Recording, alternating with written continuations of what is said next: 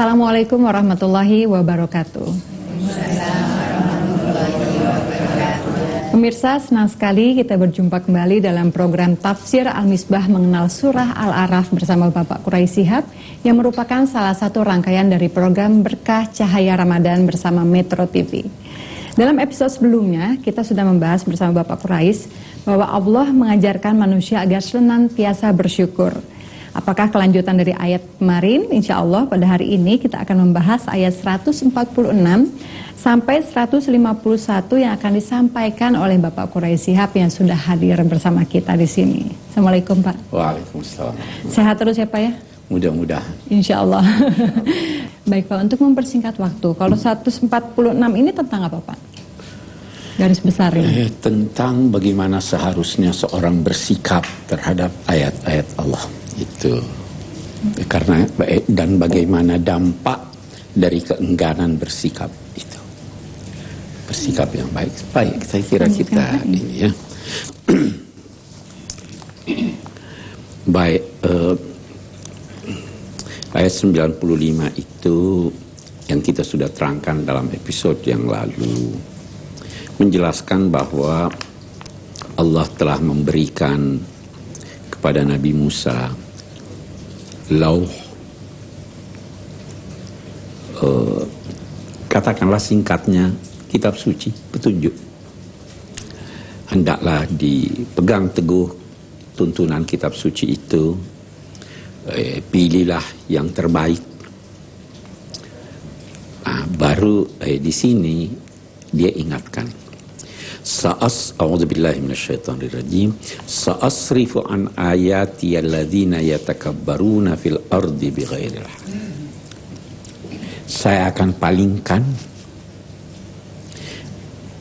orang-orang yang angkuh di permukaan bumi ini menyangkut ayat-ayatku. Kalau kita mau lihat hubungannya, tadi kan ada kitab suci diberikan, ada al-wah. Pegang teguh itu, hormati itu, laksanakan yang baik-baik atau yang terbaik diantaranya. Boleh jadi ada yang melecehkan, tidak perlulah. Diingatkan, hei, di alam raya ini dan melalui kitab suci itu adalah tanda-tanda tentang wujudku. Ayat itu artinya tanda. Tanda. Kita berjalan menuju satu arah. Katakanlah kita berjalan ke Bandung. Kita mau ke Bandung nih. Kita tidak tahu jalan. Maka di tengah jalan ada rambu. Ini loh jalan ke sana, ini jalan ke sini. Perhatikan jalan itu. Jangan berkata, saya tahu jalan. Oh jalan ini salah ini. Saya mau ambil jalan sana. Ini udah diberi petunjuk. Dia masih angkuh, tidak mau menerima petunjuk itu. Nah begitu juga dengan ayat-ayat Allah. Alam raya ini tanda bahwa Tuhan wujud. Quran ini tanda. Tanda perjalanan. Ikuti itu, jangan angkuh. Nah di sini dia katakan, saya akan palingkan orang-orang yang angkuh di permukaan bumi ini tanpa hak, menyangkut ayat-ayatku, tanda-tandaku. Nah, kita berhenti dulu lagi sejenak.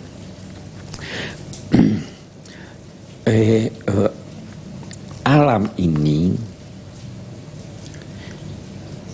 ada orang yang mempelajari alam raya, dia mengerti rahasianya, iya kan? Bagus. Tetapi apa yang dia mengerti itu hanya kulitnya. Saya pelajari jeruk, itu cuma kulitnya yang saya lihat. Tetapi intinya itu ada di dalam, tersembunyi. Saya beri contoh yang lain. Ngerumpi itu, membicarakan keburukan itu, apa sih yang ibu lihat atau tahu dari membicarakan keburukan itu? Paling yang kita tahu, yang kita lihat, bahwa ada keburukan orang, saya dengar, saya ceritakan pada orang lain. Kata-kata, iya kan? Tahu intinya apa? itu seperti makan daging saudara sendiri. Itu intinya. Alam raya ini saya tahu angin ini begini fungsinya, bulan begini intinya semuanya. Yang saya tahu fenomenanya, nomenanya Anda tidak tahu. Allah palingkan itu dari manusia. Yang diketahui ilmunya, tetapi inti dari ilmu itu tidak diketahui. Ini Allah katakan, sa'asrifu an ayati alladzina yataka, orang yang angkuh tidak dapat. Dia hanya dapat kulitnya. Ya'lamuna zahiran minal hayati dunya, itu kan. Mereka itu mengetahui yang lahir dari kehidupan dunia ini, tapi batinnya mereka tidak tahu. Kenapa? Karena sombong. Jangan pernah merasa sombong sehingga mempersalahkan Tuhan. Jangan pernah merasa sombong sehingga kalau tidak tahu tidak mau belajar. Jangan pernah merasa angkuh sehingga kalau ada problema di dalam benak Anda diamkan, tidak mau bertanya pada orang. Itu semua tanda-tanda. Salah satu hambatan terbesar dari perolehan ilmu adalah dalam diri kita. Tidak mau tanya. Ya kan? Itu kan sombong tuh. Yang tidak mau tanya itu boleh jadi karena malu, boleh jadi karena sombong. Karena ini tidak mau ikut belajar. Itu semua hambatannya di sini, angkuh. Yatakabbaruna fil ardi bighairil haq. Ini dibahas oleh ulama. Angkuh di permukaan bumi tanpa hak. Ada pertanyaan, ada enggak keangkuhan yang hak? Ada atau tidak? Sombong tapi boleh. Ada ulama berkata, keangkuhan semua tidak benar. Jadi kata-kata bighairil haq, tanpa hak, itu untuk menekankan bahwa tidak ada keangkuhan yang hak, tidak ada keangkuhan yang dibenarkan. Jadi sekedar untuk menekankan. Ada ulama lain berkata begini, terkadang angkuh itu boleh. Satu orang sahabat Nabi, Abu Dujana, dia pergi berperang, dikasih pedang oleh Nabi, ayo pergi berperang. Terus dia jalannya begitu dengan angkuh. Nabi terus bilang, hadhihi mishatun yakrahu Allah illa fi hadzal maudhi.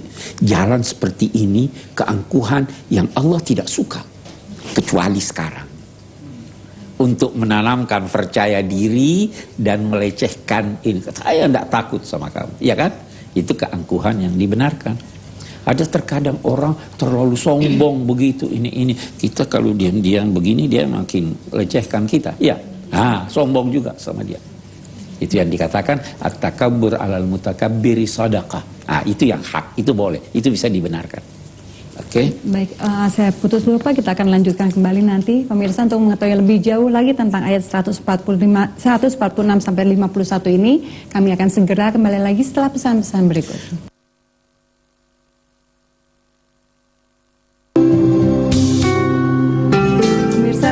Baru saja bergabung bersama kami, Anda sedang menyaksikan program Tafsir Al-Misbah mengenal surah Al-A'raf, dan pada saat ini kita sedang membahas ayat 146 sampai 151. Silakan dilanjutkan Pak uraiannya. Baik, kita lanjutkan ini bagaimana sikap orang yang tidak disukai oleh Allah. Bagaimana lagi sikap mereka? Wa iyyaraw kulla ayatin la yu'minu biha. Setiap ada bukti mereka tidak mau percaya. Sampai sekarang itu ada orang-orang begitu. Kita sudah terangkan ini begini. Dia tidak percaya. Dia kembali lagi tanyakan, oh itu kenapa begitu? Diterangkan lagi, kembali lagi itu ditanyakan. Sama sekarang ada orang misalnya, kalau kita terangkan bagaimana pandangan Islam tentang kewarisan, kedudukan wanita. Udah diterangkan ini. Besok tanya lagi yang itu. Lah kemarin udah dijawab kok. Kalau Anda tidak percaya itu, bantai yang baru. Jangan itu aja diulang tahunan, puluhan tahun, ratusan tahun sudah dijelaskan, sampai sekarang masih itu juga diulang-ulang. Ya kan? Ada yang begitu. Wa iyyaraw sabilar rusdi la yattakhiduhu sabila. Kalau mereka melihat jalan yang lurus, jalan yang diterangi oleh akal yang sehat dan hati yang jernih, mereka tidak mau pakai jalan itu. Wa iyaraw sabilal ghayy yattakhiduhu sabila. Kalau ada jalan yang buruk, yang sesat, justru itu yang dia mau ikuti. Nah, zalika bi annahum kadzdzabu bi ayatina, itu disebabkan karena mereka mendustakan ayat-ayat kami dan mereka itu lengah dari situ. Dia tahu, dia lengah bahwa ini ada Allah, ini ada di balik ini. Ada substansi, ada hakikat dari sesuatu yang kelihatannya lahir. Itu jangan lengah dari itu. Baru kita lanjutkan. Walladzina kadzdzabu bi ayatina wa liqa'il akhirah habitat a'maluhum. Orang-orang yang mendustakan ayat-ayat kami dan mengingkari adanya hari akhirat, habitat a'maluhum. Sia-sia amalnya. Habitat itu kira-kira kita bisa maknai samakan dengan kata amal perbuatan baiknya itu menjadi seperti kanker, tumor. Secara lahiriah kelihatannya, wah ini gemuk dia, bagus nih. Padahal tumor ganas, sia-sia. Itu artinya habitat a'malum. Hal yujzauna illa ma kanu ya'malun. Sebenarnya mereka itu tidak mendapatkan ganjaran balasan kecuali akibat apa yang mereka kerjakan. Baru kembali dia cerita kaum Nabi Musa. Wattakhadha qaumu Musa min ba'dihi min huliyihim ijlan jasadan lahu khuwar. Ini kaum Musa. Kita kan episode yang lalu kita bercerita bahwa Nabi Musa 30 malam ditambah 10 malam. Dia janji kaumnya, saya akan pulang nanti setelah saya bermunajat dengan Allah. 30 malam kaumnya nunggu, kok tidak datang-datang nih.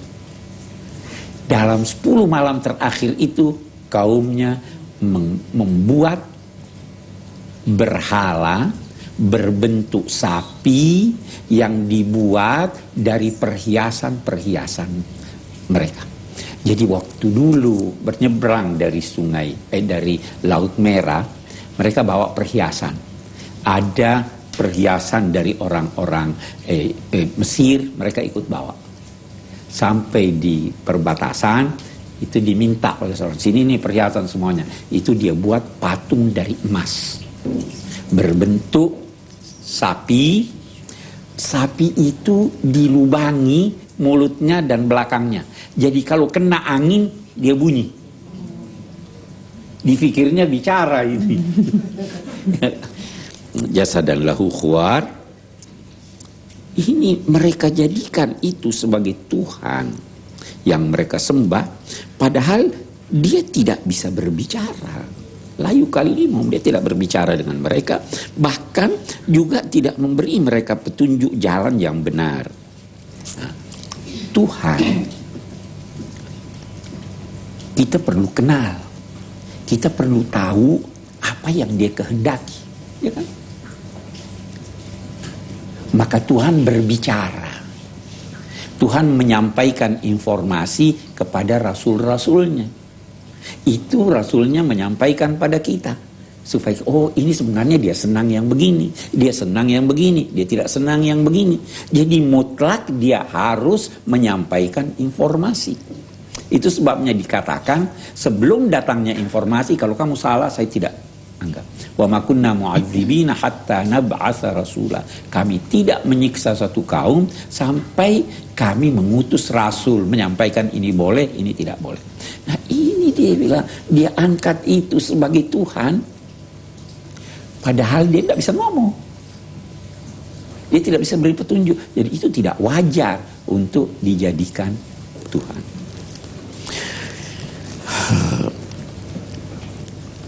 Walamma suqita fi aidihim wa ra'u annahum qad dallu qalu la illam yarhamna rabbuna wa yaghfir lana lanakunanna minal khasirin. Suqita fi aidihim, terjatuh dari tangan mereka. Atau ada yang mengartikannya begini, kalau orang menyesal itu bagaimana? Seakan-akan ada sesuatu dia pegang, jatuh. Atau dia, waduh, menyesal. Ya kan begitu, tidak ada hasil. Itu artinya suqita fi aidihim. Maksudnya setelah mereka menyesal dan sadar dan menyadari bahwa mereka telah sesat, Maka mereka berdoa kepada Tuhan, la illam yarhamna rabbuna, kalau seandainya Allah tidak merahmati kami dan mengampuni kami, pastilah kami termasuk orang-orang yang merugi. 10 hari terakhir tadi saya katakan, Nabi Musa masih di tempat munajatnya. Ini sudah buat berhala. Allah memberitahu Nabi Musa, hei kamu tidak tahu apa yang terjadi di bagi kaummu. Dia setelah 10 hari terakhir itu kembali dalam keadaan marah. Sebenarnya ada orang yang berkata memang Nabi Musa itu pemarah.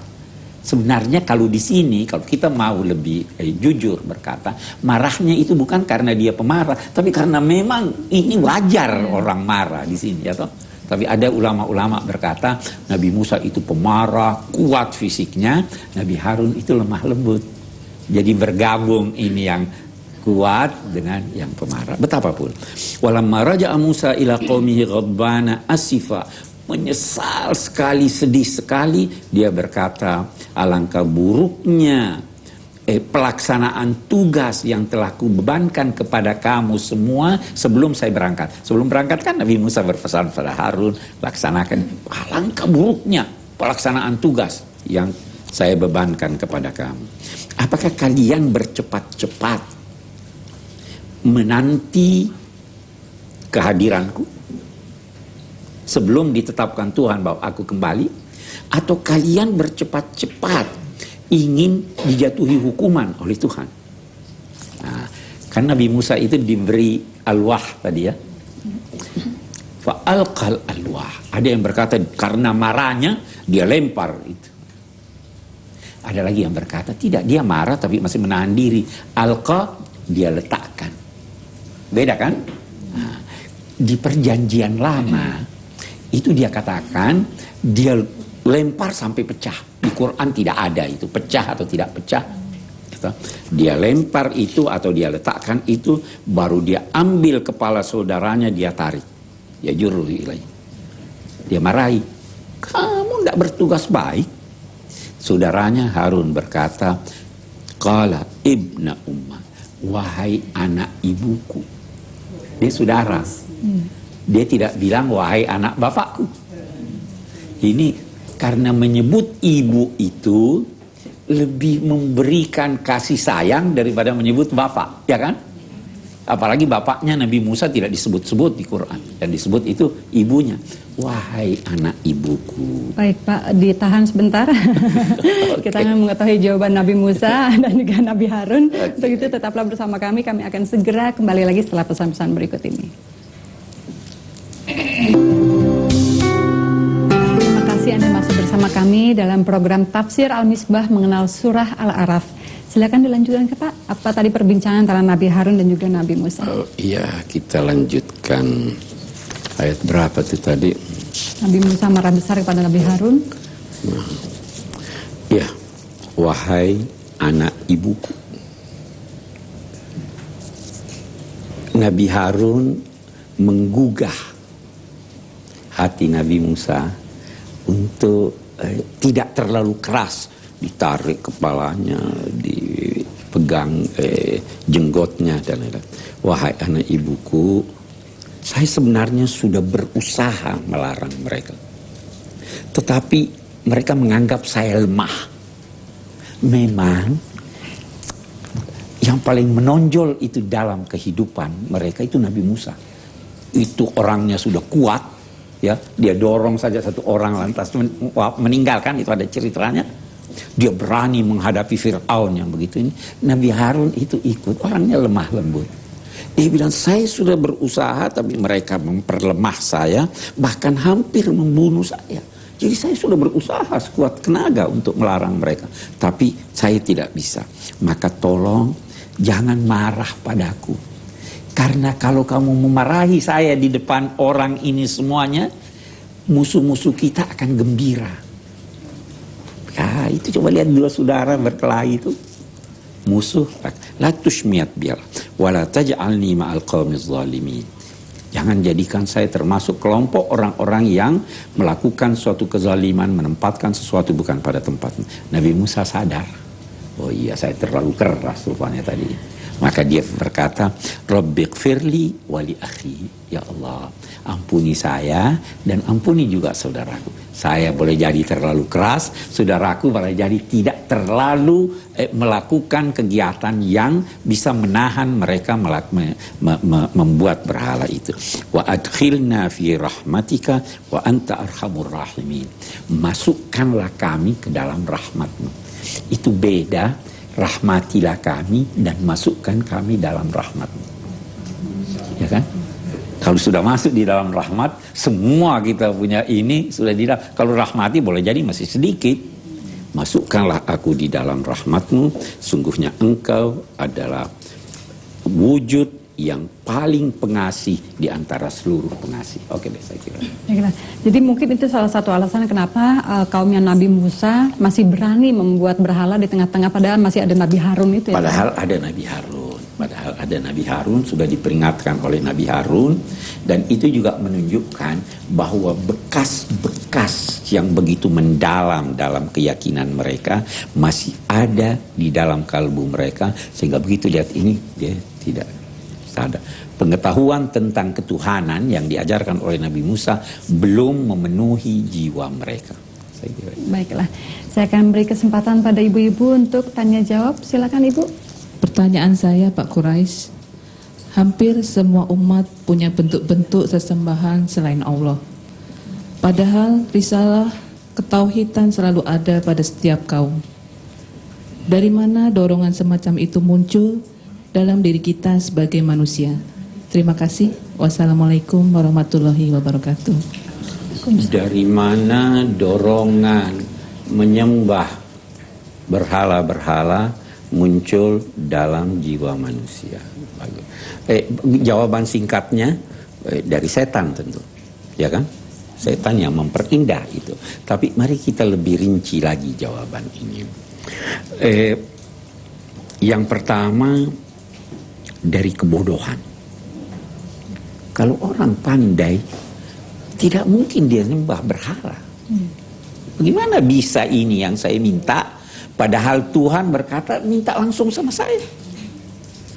Sama juga itu orang-orang yang ke kuburan, minta pada kubur. Tidak usah minta pada kubur, Tuhan berkata minta pada saya. Jadi kebodohan. Kebodohan adalah sumber kemusyrikan.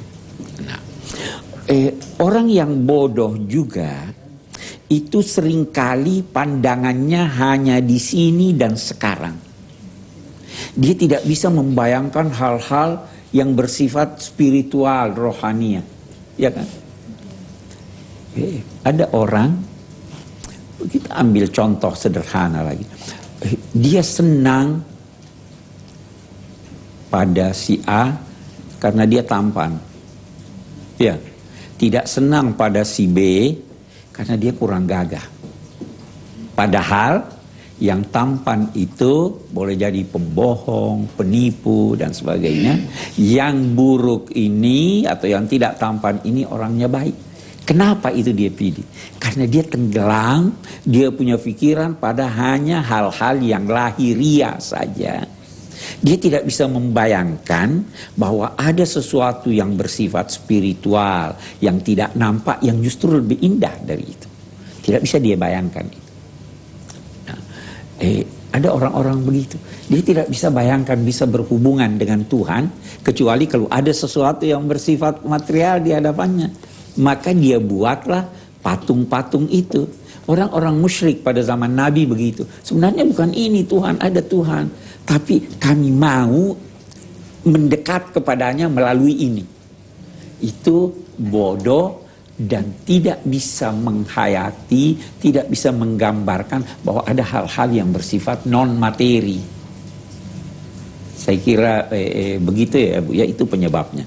Kebodohan, datanglah setan kifas-kifas. Maka semakin menjadi. Baik. Pak, kan orang yang mendustakan ayat Allah, maka sia-sialah amalannya. Ya. Kalau bagi non-muslim udah jelas ya Pak ya. Ya. Bagaimana dengan muslim tapi tidak menjalankan semua apa yang Allah perintahkan?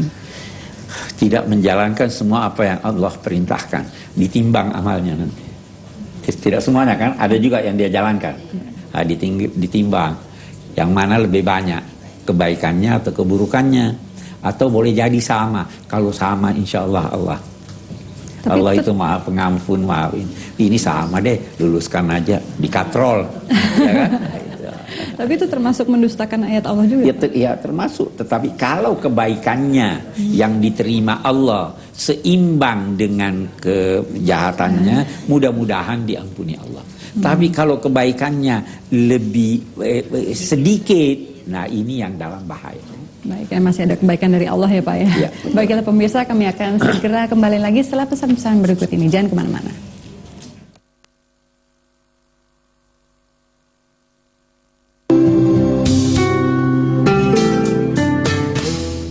Terima kasih pemirsa, Anda masih bersama kami dalam program Tafsir Al-Misbah mengenal surah Al-A'raf bersama Bapak Quraisy Shihab. Seperti biasa, pada segmen ini saya akan berikan kesempatan pemirsa untuk bertanya Pak. Kita akan saksikan tayangan berikut ini. Banyak ancaman ajab yang pedih dalam Al-Quran. Bagaimana menurut orang yang mengatakan itu tidak benar? Orang yang beramal baik karena menginginkan surga dan tidak menjauhi keburukan karena mereka takut neraka. Mohon penjelasannya. Begini, yang penting itu ikhlas, ya kan? Tulus beragama karena Allah, itu dulu. Kalau tidak tulus, tidak. Nah, kalimat karena Allah itu bisa banyak cabangnya.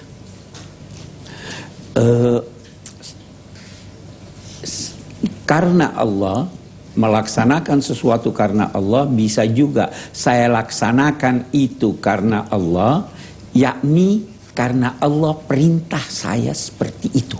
Ya, saya lakukan karena Allah perintah saya seperti itu. Nah, kita lihat sekarang, adakah ayat Al-Quran yang memerintahkan kita bertaubat, beribadah agar dapat sorga? Ada atau tidak? Jangan bilang tidak ada, Bu. Wasari'u ila magfiratin min rabbikum wa jannatin arduhas samawati wal ard. Bergegaslah untuk mendapatkan pengampunan Allah dan sorganya yang lebarnya selebar langit dan bumi. Itu kan Allah bilang. Jadi kalau saya beribadah karena Allah dalam rangka saya memenuhi bahwa bergegas untuk mendapat sorga, apa itu saya melanggar atau tidak? Tidak. Wattaqun nar allati waquduha an-nas wal hijarah. Hati-hatilah terhadap neraka yang bahan bakarnya adalah manusia dan batu. Kalau saya, ya Allah, saya ini salat ini karena kamu perintahkan saya salat agar supaya saya tidak terjerumus di neraka. Boleh enggak? Asal ikhlas. Boleh tidak kalau kita menyuruh anak kita untuk melakukan sholat dan kita memberikan iming-iming sama dia untuk awalnya aja gitu? Boleh. Allah juga kasih kita iming-iming. Allah kan kasih kita iming-iming. Ada tuh masuk surga. Wa fi dzalika falyatanafasil mutanafisun. Ini surga begitu indah. Ayo berlomba-lomba masuk ke surga. Bersaing untuk dapat yang tertinggi. Boleh. Apa-apa ya? Iya. Baiklah, saya akan memberikan kesempatan kembali pada pemirsa. Kita akan saksikan tayangan berikut ini. Dulu di zaman Nabi Musa kita tahu ada patung sapi yang dibikin dan kemudian disembah. Sementara itu sekarang ini kita juga sering mendengar bahwa ada beberapa orang di wilayah Kudus salah satunya yang tidak menyembelih sapi. Kemudian di wilayah Solo ada kerbau yang kotorannya dianggap bisa mendatangkan keberuntungan. Nah, Pak Quraisy, apakah ini semua ada hubungannya dan apakah ini baik atau tidak bagi kita umat Islam? Begini, yang pertama dulu, kita tidak ingin melecehkan kepercayaan orang. Itu yang dia percaya silahkan. Tetapi kalau tanya saya akan menjawab sesuai dengan pandangan saya, kepercayaan saya. Nah, saya berkata begini. Menghormati sesuatu itu atau seseorang itu wajar. Mencintainya apapun wajar. Jangankan yang bernyawa, Yang tidak bernyawa pun boleh kita cintai. Iya. Cinta berlian, ibu-ibu. Ada. Cintai. Tetapi, kita lihat nih. Memberi penghormatan yang berlebihan sama dengan menghina. Saya beri contoh. Kalau dalam Islam, Nabi pun tidak boleh diberi penghormatan yang berlebihan dari kedudukannya. Menyatakan bahwa dia Tuhan, tidak. Dia manusia. Nah, itu binatang. Ya kan? Sapi binatang menurut kita. Tapi kita boleh senang pada binatang. Kita jangan siksa dia. Kita jangan ini dia. Tapi kalau sudah berlebihan, kotorannya mau diambil. Kalau mau diambil kotorannya untuk jadi pupuk. Boleh. Nah, ya kan? Tapi itu pandangan kita. Tapi kita tidak mau berkata kepada yang itu. Silahkan lakum dinukum Waliyadin. Saya kira itu. Baiklah, nanti Bapak akan menjelaskan di segmen berikutnya tentang penjelasan atau kesimpulan dari ayat ini. Tapi sabar dulu Pak. Pemirsa, tetaplah bersama kami. Kami akan segera kembali lagi dalam program Tafsir Al-Misbah mengenai Surah Al-A'raf setelah pesan-pesan berikut ini.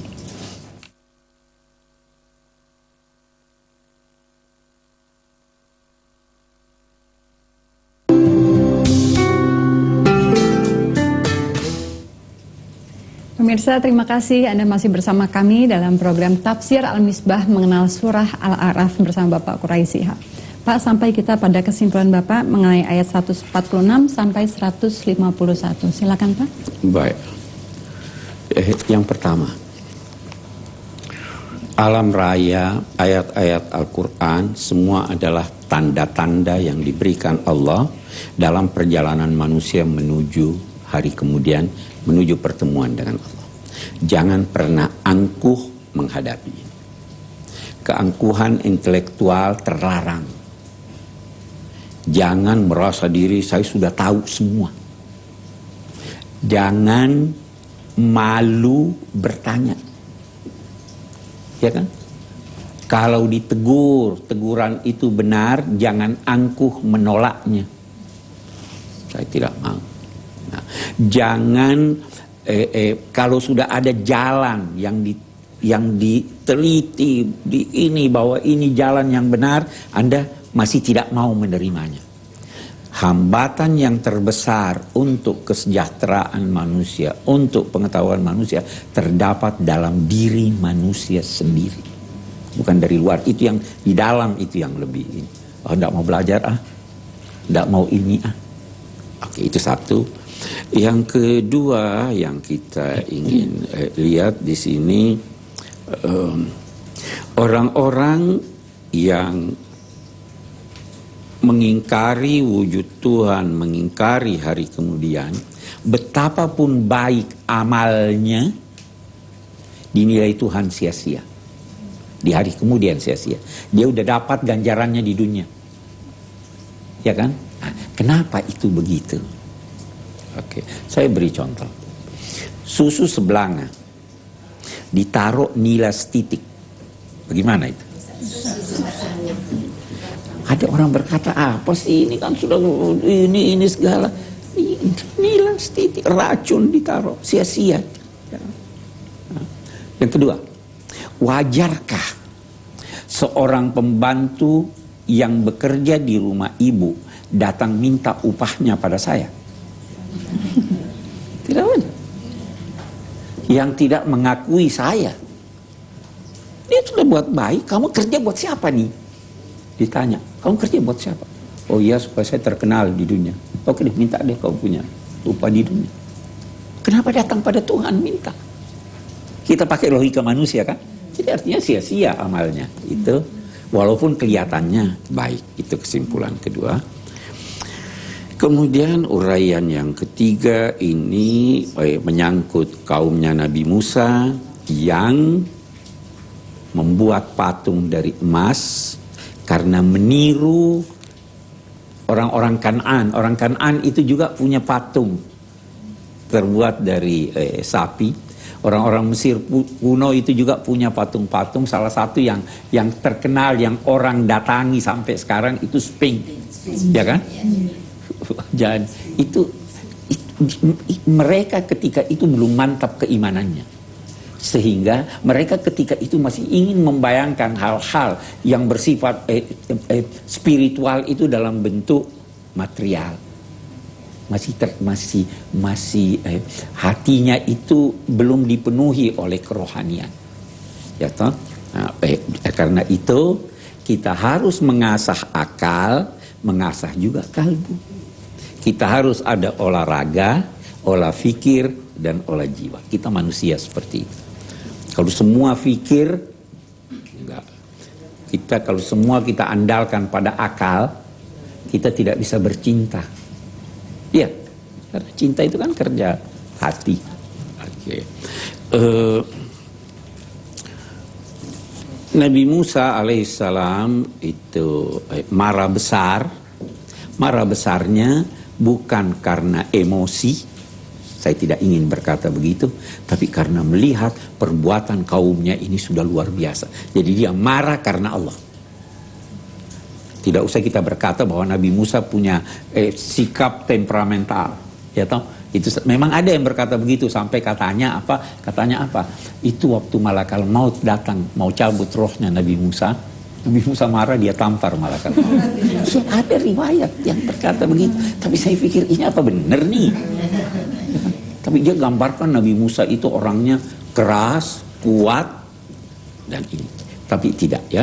Nabi Musa diberi petunjuk-petunjuk oleh Tuhan, Al-Alwah.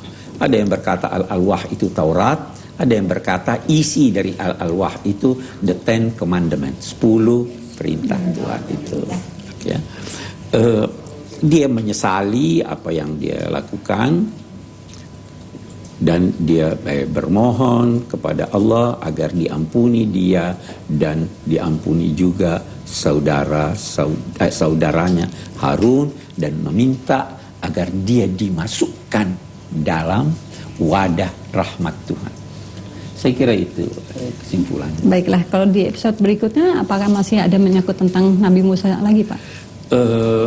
Masih ada sangkutan dari episode sini ya. Iya, masih ada. Baiklah, terima kasih Pak atas kesimpulannya yang sangat indah. Terima kasih Ibu-ibu atas kehadirannya.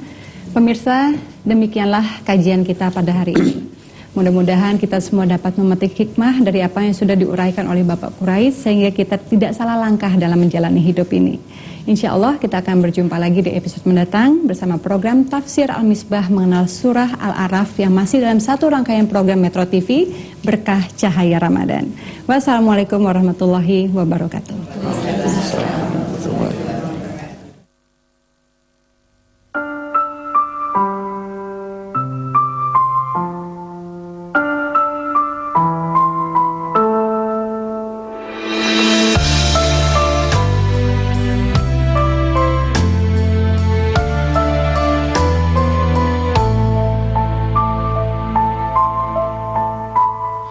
Tinggi menggunung dosa-dosa kami, bertambah tinggi semakin hari.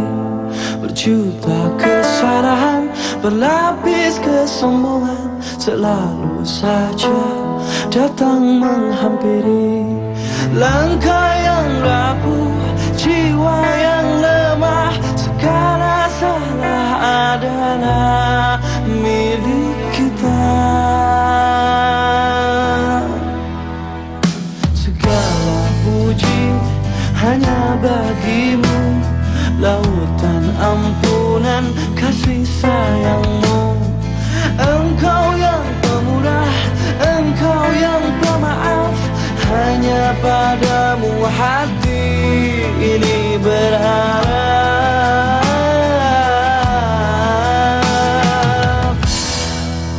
Irhamna ya Allah ya Rahman ya Rahim, irhamna ya Allah ya Rahman ya Rahim, irhamna ya Allah ya Rahman ya Rahim, irhamna ya Allah ya Rahman ya Rahim. Kasihanilah kami, ampunilah kami, selamatkanlah kami.